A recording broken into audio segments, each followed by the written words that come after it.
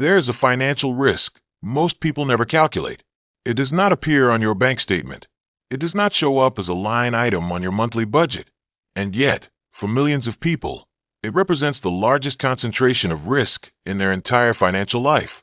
Your income depends on one source, one employer, one profession, one business model, one client, one economic environment, one version of your skills remaining valuable. And because the money arrives every month, this concentration risk often feels like security. But regular cash flow can hide extraordinary vulnerability. Whatever brought you here today, stay with this video for a few minutes, because if your entire financial life depends on one income stream, you may be carrying more risk than you realize. In investing, concentration risk is a basic principle. When too much of your capital is exposed to one asset, one sector, or one market, a single adverse event can damage the entire portfolio. But many people never apply the same logic to their income.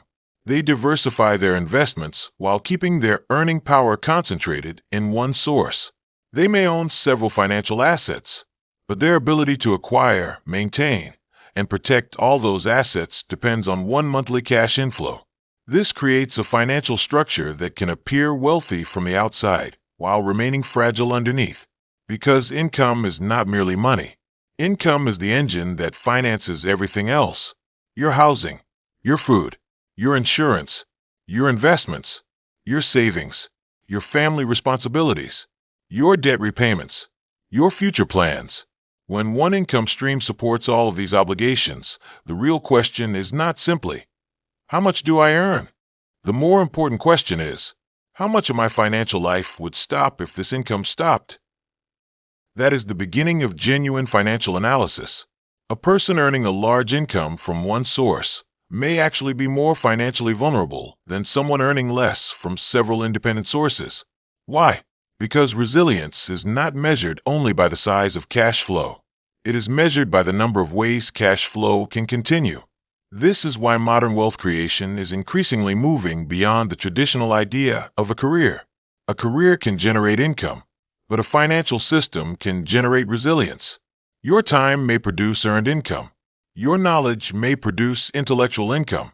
Your ownership of productive assets may produce investment income.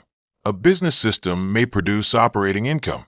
A digital skill may create global earning opportunities. A disciplined financial plan may reduce the amount of income required to maintain your life.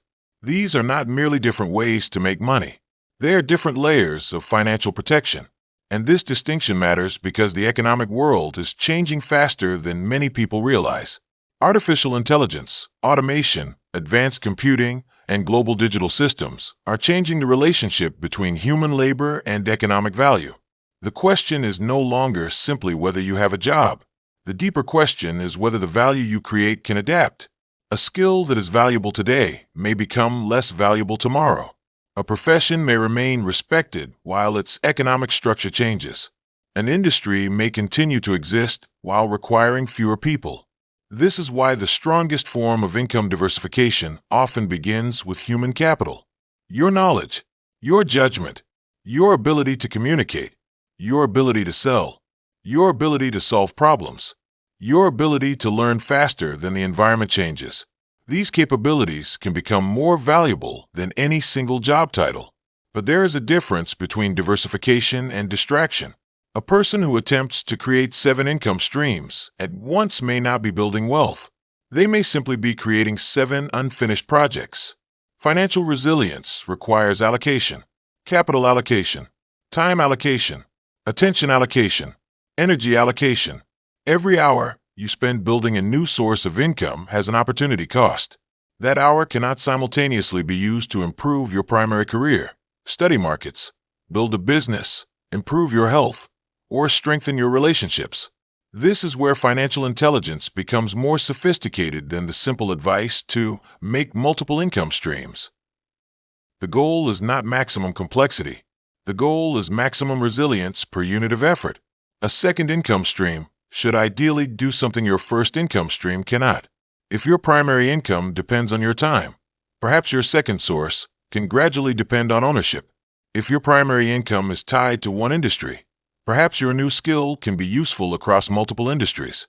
If your primary income is local, perhaps another capability can reach a wider market.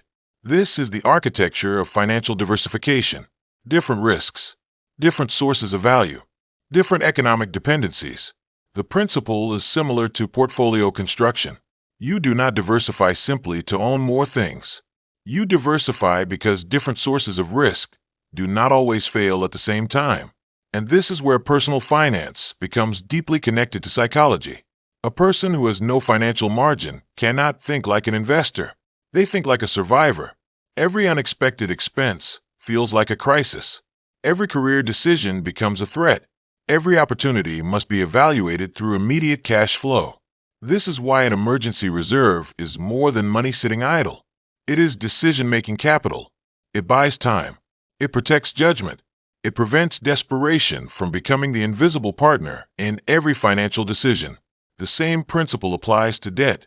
Debt is not automatically destructive, but debt transforms future income into a present obligation. The more fixed commitments your income must carry, the less flexibility remains when circumstances change. A person with high income and high obligations may have less financial freedom than a person with moderate income and low fixed expenses. This is why minimalism can become an advanced wealth strategy. Every permanent expense increases your required future cash flow. Every unnecessary subscription, upgrade, loan, and lifestyle obligation increases the minimum amount of money your life must produce. The mathematics of freedom is therefore not only about earning more, it is also about lowering the amount of income required to remain stable. That difference can completely change your relationship with work, and your health belongs inside this financial calculation. Your ability to earn is connected to your physical and mental capacity. Poor health can reduce income. Chronic stress can weaken decision-making. Exhaustion can lead to impulsive spending. Emotional instability can produce financial choices designed to provide immediate comfort rather than long-term value. Your body is therefore part of your financial infrastructure. Your mind is part of your financial infrastructure. Your attention is part of your financial infrastructure. Protecting them is not separate from building wealth. It is part of building wealth. This is where the spiritual wisdom of Lord Hanuman becomes financially relevant. Hanuman represents enormous capability, but capability alone is not enough. His strength is directed. His discipline is extraordinary. His power is placed in service of a higher purpose. That offers a powerful lesson for wealth creation. Money should not merely expand consumption. It should expand capability. It should buy time. It should reduce unnecessary fear. It should create options. It should allow you to serve your family and your future with greater strength. The goal is not to become obsessed with money. The goal is to prevent money from controlling every decision you make. And perhaps this is the deepest financial lesson of all. The true value of an additional income stream is not always the amount of money it produces. Sometimes its greatest value is that it proves you are not economically dependent on only one version of yourself. One job can disappear. One industry can contract. One business can fail. One client can leave. One technology can replace an old process. But your ability to learn, adapt, create, communicate, and serve can continue developing.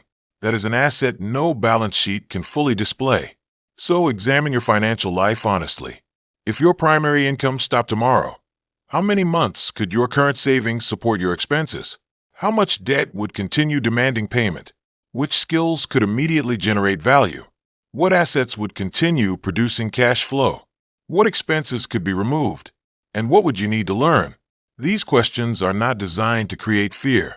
They are designed to convert invisible risk into visible preparation, because the person who understands concentration risk can begin reducing it.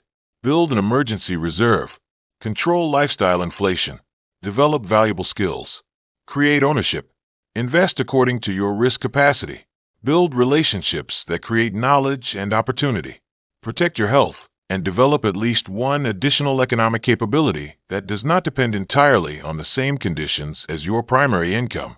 Do not chase every opportunity. Do not confuse activity with wealth creation. Do not build additional income streams simply because the internet tells you that you need more. Build intelligently. Build patiently. Build according to your actual strengths. and let gratitude remain at the center of the process. Be grateful for the income that supports your life today. Be grateful for the work that has brought you this far. Be grateful for the skills you already possess. But gratitude does not require financial complacency. You can be grateful for your present income while preparing wisely for a future in which that income may change. This is not fear. This is stewardship. Lord Hanuman teaches courage without recklessness, strength without arrogance, discipline without distraction, and service without selfishness. Let those qualities guide your financial life. Earn with integrity. Save with discipline. Invest with understanding. Learn continuously. Build patiently. And gradually transform your income from a single fragile dependency into a broader financial system. Because financial freedom does not begin when you become rich. It begins when one disruption can no longer destroy your entire financial life. One income stream may provide cash flow, but multiple forms of capability create resilience. And resilience creates something even more valuable than money. It creates the freedom to think clearly, the freedom to make better decisions, the freedom to refuse what destroys your future, the freedom to choose work because it creates value, not simply because fear forces you to accept it. So ask yourself one final question. Is your income merely paying for your life today? Or is it gradually building a financial system capable of protecting your life tomorrow? Let gratitude give you peace with what you have. Let financial intelligence show you what must be strengthened. Let discipline convert income into capital. Let learning expand your economic possibilities. And let the courage of Lord Hanuman remind you that your future does not have to remain dependent on a single path. You may begin with one income stream, but through wisdom, preparation, skill, ownership, discipline, and devotion, you can build something far more powerful. Not merely a larger income, a stronger financial foundation, a more resilient life, and a mind that no longer has to face every economic uncertainty with fear. Flow into gratitude, build with wisdom, and walk forward with the strength of Hanuman.